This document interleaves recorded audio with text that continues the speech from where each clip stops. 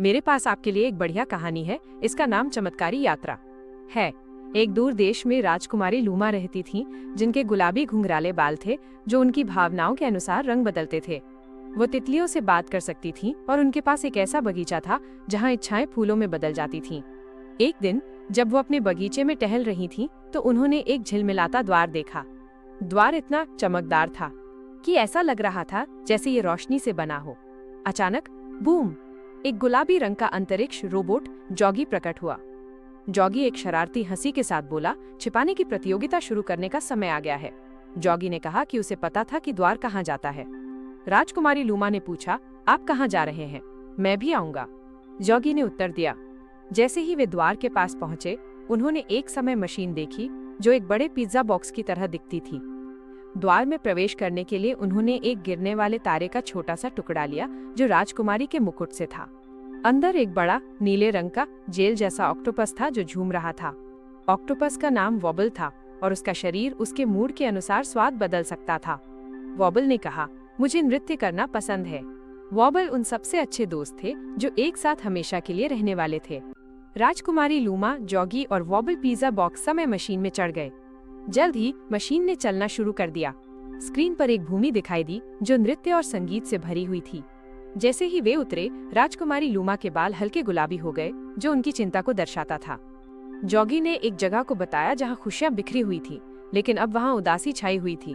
ओ नहीं, जॉगी ने कहा, खुशी का एक गीत खो गया है। वॉबल ने कहा, मुझे लगता है कि ये गाना बहुत खास था। राजकुमारी लूमा ने पूछा, क्या हमें इसे खोजने में मदद करनी चाहिए? हाँ, जॉगी और वॉबल ने चिल्लाकर कहा, तो उन्होंने गाने की तलाश शुरू कर दी। जॉगी ने अपने बदलने की क्षमता का उपयोग सुरागों की तलाश के लिए किया।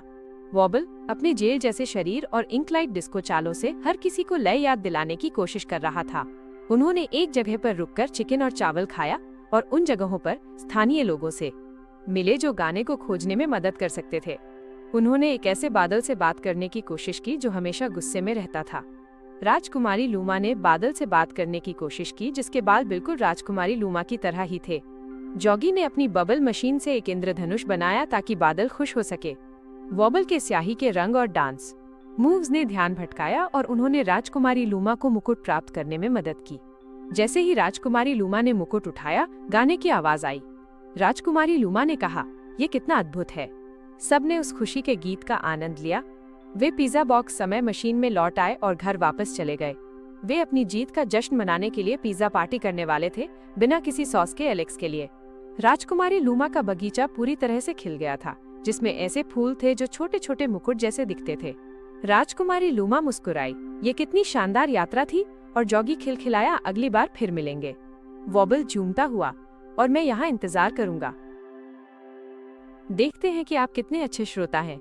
क्या आप निम्नलिखित प्रश्न का उत्तर दे सकते हैं? खुशी का गीत कहाँ खो गया था?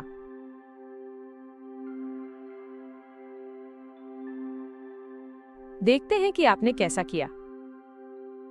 उत्तर है, एक ऐसे स्थान पर जहां नृत्य और संगीत होता था। आपने बहुत अच्छा काम किया। स्टोरी पाई सुनने के लिए धन्यवाद। आशा है जल्द ही फिर मिलेंगे।